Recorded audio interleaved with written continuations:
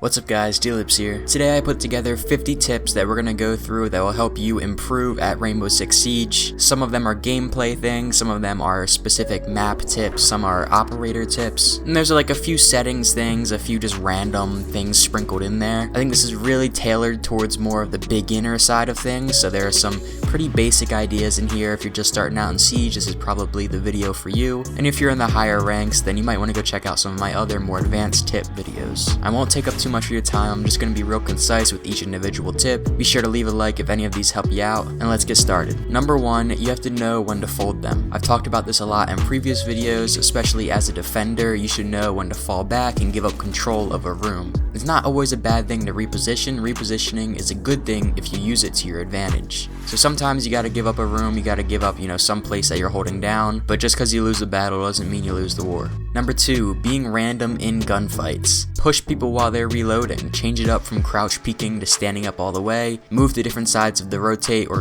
move to different sides of the door. It's all about being unexpected, making sure that people won't know what's coming next. I talk a lot about being unpredictable and how important it is to winning gunfights. This tip of being unpredictable and random in gunfights is definitely one of my favorites in this whole entire list. Number three, stop moving. It's okay to sit in a room sometimes and just to not move, and you just listen to where attackers are pushing from on the map, or even where defenders are roaming depending on which side you're on. This is a game of sound cues, and that's how exactly it was designed. Ubisoft didn't make it so that you could distinguish perfectly between someone walking on dirt and someone walking on metal for just no reason. Use it to your advantage and then calculate what you're gonna do next. Number four, never ever melee barricades. This is something you'll pick up as you go through Siege. You'll realize how much more risk it puts you at, and is also just so much less efficient. Just shoot out the barricades. Trust me on this one. Number five is to stop crouch walking, or as you'll learn, it is actually called bot walking. So crouch walking has literally been nicknamed bot walking, so just don't do it. Stand up, be confident. We'll talk about that a little bit more throughout this list. So just get in the habit of,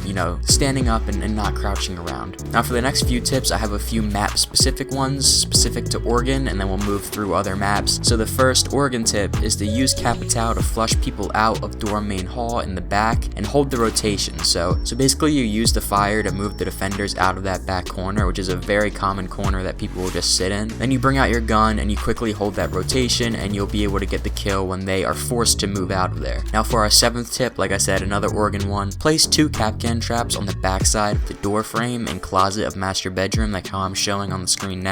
I use this like in the first round whenever we're defending this objective every single time on Oregon, and it is so successful. I'd say like 70% of the time it's an automatic kill. Now for our 8th tip, another Oregon one, spawn peek prone on this master door out to balcony and hold the front of this white truck, which I'm showing on screen now. It's a super long angle and you can't see it at all from spawn. It's just a really good one. I've had a lot of success with it in ranked. Definitely something you should add to your arsenal if you want some safe spawn peeks to use. Number 9, our last Oregon tip. Hold this elbow in blue when you're defending basement, and you'll see you'll be able to really push back against the attackers, push into blue. It's such a common spot for the attackers to want to move up into, and if all else fails, if you're not able to hold it, you can quickly run out of the rotation and reinforce it, and no harm, no foul. Now for our next tip, don't have everyone attack the same room. There's a common saying of having too many cooks in the kitchen. You'll see this happen a lot, especially in the lower ranks. Everyone is a little bit timid, they kind of want to just push together, which is good, but you don't want everyone to push in the exact same room. You're, using up too much space. You're gonna be team killing each other, shooting each other in the back. Spread it out a little bit. This also does give the defenders an advantage. It's like crowd control almost. Now for our tip number 11, place a breach charge on one side of the map or the objective, and don't blow it up as an attacker, and then you can rotate to the other side of the map or the objective and then blow it up. This will basically make the defenders peek the explosion side while you disguise your push from the exact opposite side. This is something especially when you're in like that silver range where people hear that explosion and are like, oh whoa, what's going on behind me? They immediately peek behind them, and then you're able to just run right on in from whatever door you're pushing from and get that kill. It's obviously very situational, but especially in those lower ranks it helps out a lot. Now a few tips for Clubhouse. Tip number 12, when attacking CCTV, breach the right garage door at the top and hold a peek on the window and rotate on the top of rafters. You'll see it gives you a huge advantage, you're able to see anyone who's holding that top of rafters, holding top of garage, which is a very common spot for the defenders to hold down with their lives whenever they are defending CCTV. Now, second clubhouse tip, which is also our 13th tip of the video, hear me out. Prone under garage storage barricade and wait for attackers to come and hop in without droning. Just trust me, I have a few more examples like this throughout this video. As someone who has way too much time on this game, there are certain barricades on this map where people are just gonna go and hop in because they do it every single round on every single time they're on this map, and they think, oh, you know, there's never anyone in this room, I can just hop in without droning. Now, you're literally just sitting under a barricade and you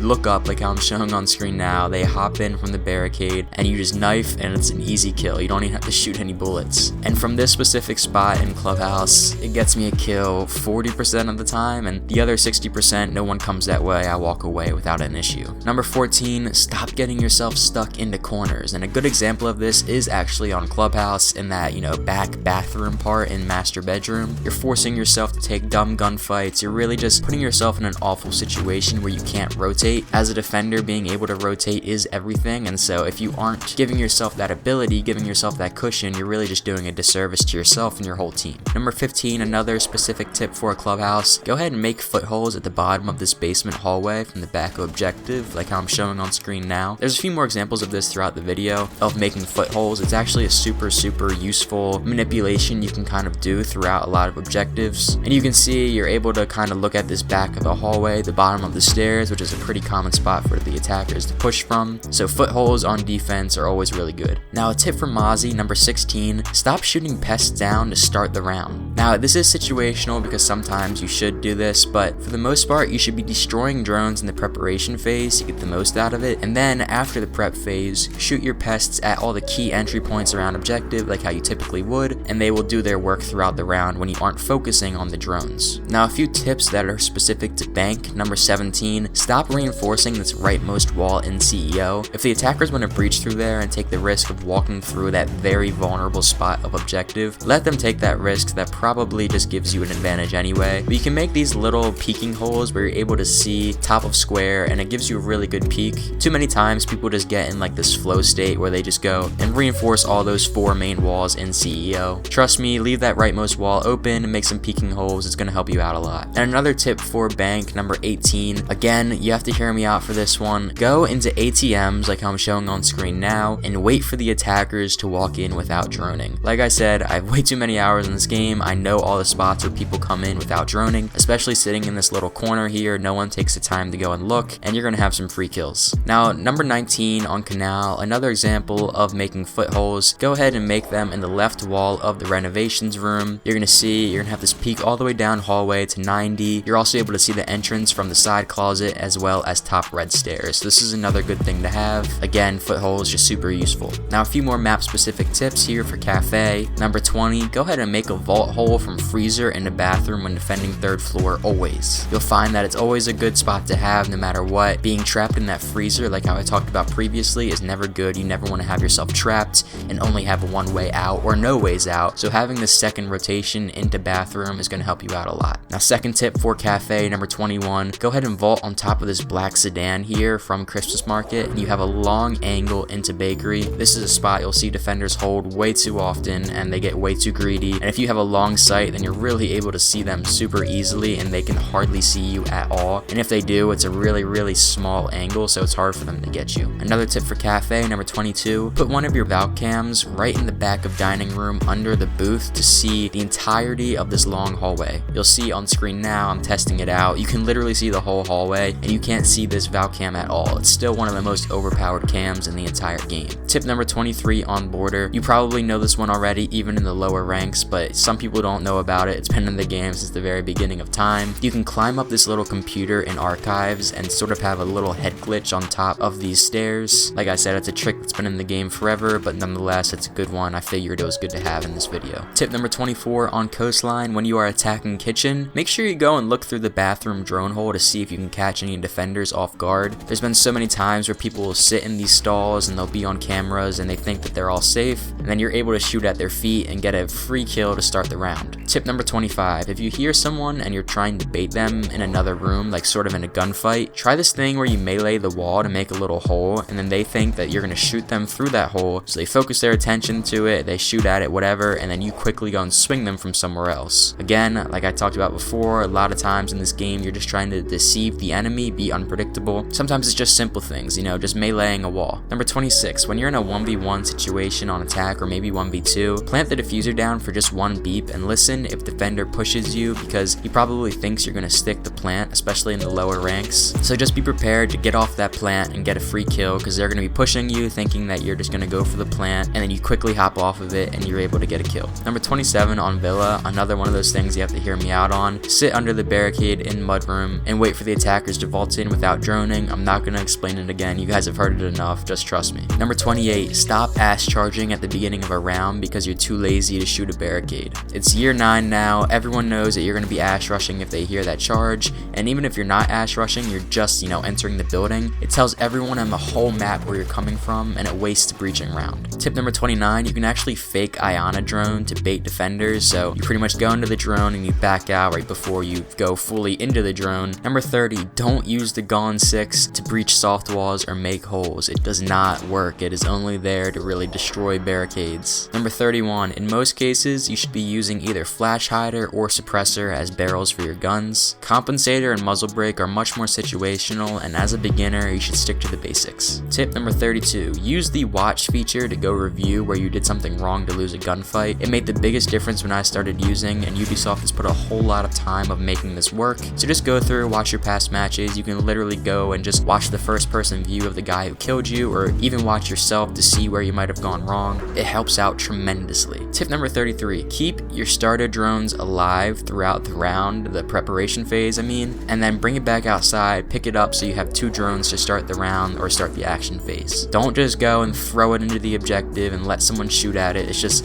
a complete waste. Everything in this game is about intel, and it's very easy to do that as, you know, a silver player who just kind of wants to get in the action and shoot. Save those drones, trust me, it's going to be huge for you. Tip number 34, go ahead and make holes in soft walls before you reinforce them, because this is going to allow you to hear anyone putting any breaches on the wall much better once it is reinforced. And then of course you're able to bandit trick, and you're able to just hear it a lot better. You can hear which wall the thermite charge is getting placed on. Number 35, watch your flank and expect roamers. Set up claymores, set up flank cams, use your utility to your advantage, bring a nomad with you, whatever it is. You can't allow yourself to get picked off because there's some, you know, vigil flanking behind you. Don't make it easy on them. Tip number 36, always adapt to the meta. Playing operators like Caveira or Nook isn't the most helpful to your team here in 2024. Make sure you play the operators that are powerful, that are going to help out your team. Tip number 37, confidence is key. Don't be timid in any gunfight or any situation that you're in, or else it shows, and then people are able to take advantage of that. Tip number 38, kills really don't mean anything. Of course it helps to get kills, but if you're feeling off one game, don't be scared to play some support operators and help out the team in other ways. That's really just the beauty of Siege. Tip number 39, anticipate but never overcommit. The best way to put this is really be prepared for anything that your opponent does. We've talked a lot throughout this video about deceiving the other opponents and being unpredictable. Well, your opponents can be just as deceiving and unpredictable to you as you can be to them. So that's really why it's important to anticipate, but you don't want to overcommit, or else you're going to find yourself in bad situations. Tip number 40, find what audio settings work best for you. So obviously you have the choice between TV mode, night mode, or hi-fi. I personally use night mode, but many people I know use hi-fi, and TV is sort of a mix between the two. I don't really know many people who use it, but you should be finding what works best for you. Tip number 41, turn up your field of view if you haven't done this already. I don't care if it looks weird and it doesn't work with you, just turn it up. Trust me, you're at such a disadvantage if you don't have your field of view turned up. Tip number 42, play deathmatch and or free-for-all before you play ranked to warm up. It's much better than just getting in the shooting range. You're obviously getting, you know, real-time gunfights that you have to adjust to with real people, so it's the most ideal way of warming up for me. Tip number 43, it's okay to play annoying. It's okay to play toxic.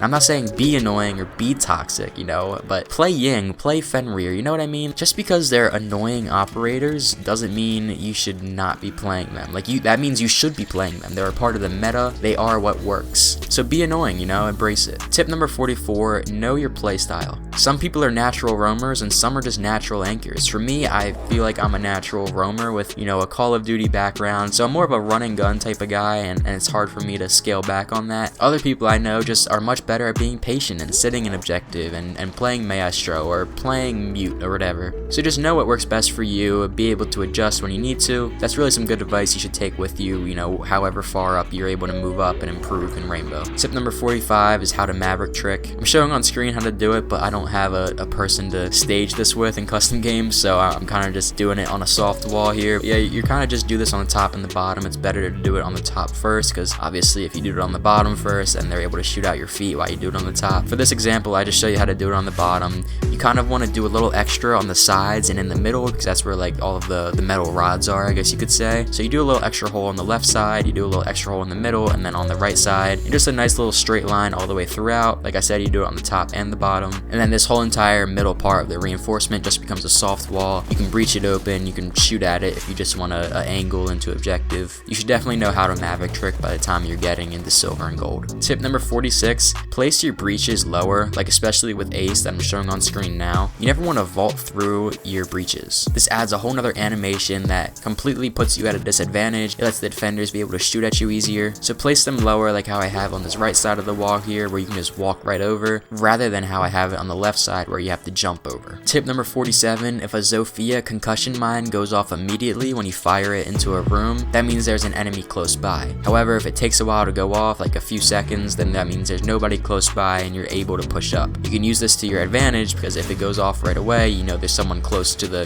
door or wherever you fired it. It basically gives their location away if you use it the right way without directly giving their location away. Tip number 48, anti-gadget is everything in this game. I think I might have touched on this in the beginning. So use those operators like Tubarão or like Flores. There's tons and tons of operators that are anti-gadget, but learn how to use them, because really in this game, if you are able to deny any utility, deny any intel, it goes a long way. Tip number 49, everything you do, someone hears. So that means, like how I'm showing on screen now, if you're in a gunfight and you decide to prone by a door to try to catch the opponent off guard, you're really putting yourself at a disadvantage, because 9 times out of 10 that opponent heard you go prone. So this really just puts you at a disadvantage, and that's really just an example. Just know that no matter what you do, someone's hearing it. So it's good to put yourself in the opponent's shoes, think about what they could be hearing with what you're moving and what you're doing, and just try not to give yourself away too much. Tip number 50, final one of this video, if a wall is mute jammed and reinforced, like how I'm showing on screen now, you can actually rappel to the top of it, place a thermite charge at the very top of the wall, and then detonate it, and it will go off. It won't be jammed, there will be no problems. This is a pretty cool example. For some reason, I didn't know about this until I was in like Plat, back in the day, so I figured it'll help you guys out. So yeah, that'll do it. Those are 50 random tips that I put together that I think will help you guys improve in Rainbow Six Siege. If you guys take away anything from this video, remember how important it is to be unpredictable, to be deceiving, and that confidence really is key. Please leave a like, comment if I helped you out. It helps out the algorithm a whole bunch. But besides for that, I'll see you guys all in the next one. Peace.